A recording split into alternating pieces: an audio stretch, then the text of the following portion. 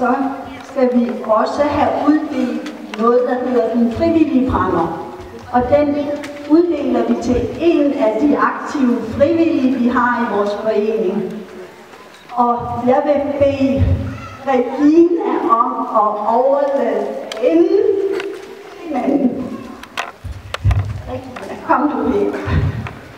Regina, du får din frivillige fremmer, fordi du, og udover din indsats som instruktør, altid med et smil er klar til et ansvar. Du hjælper og du inspirerer os alle sammen. Din indsats kendetegnes af engagement, ansvarsfølelse og lysten til at være en del af foreningen. Du er en aktiv del af det sammenhold og venskab, der er mellem jer instruktører. Og det gode samarbejde med os i bestyrelsen. Og hele bestyrelsen har indstillet dig.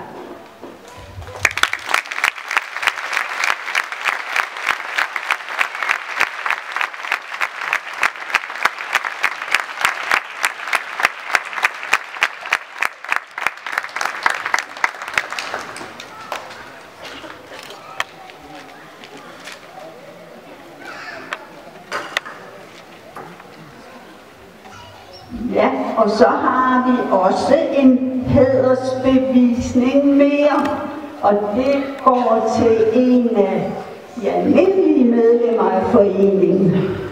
Og nu vil jeg bede Jytte om at pille mikrofonen af og komme herop.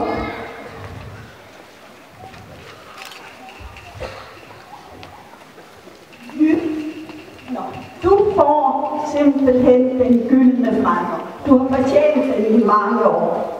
Men ordlyden er, Jytte er engageret i foreningen og deltager aktivt både i og uden for gymnastiksalen. Det er især hendes engagement i foreningens aktiviteter uden for gymnastiksalen, at der bliver fremhævet i dag. Jytte møder altid op, og generalforsamlingen og andre ting. Hun kommer med idéer og forslag, og til branddagen står Jytte altid klar og er en uvurderlig hjælp ved speakerbordet. Men ikke nok med, at hun selv stiller op. Nej, hun har taget hele familien med, og de knokler, og de bidrager. Det er en fantastisk stor hjælp. Det får I alle sammen tak for.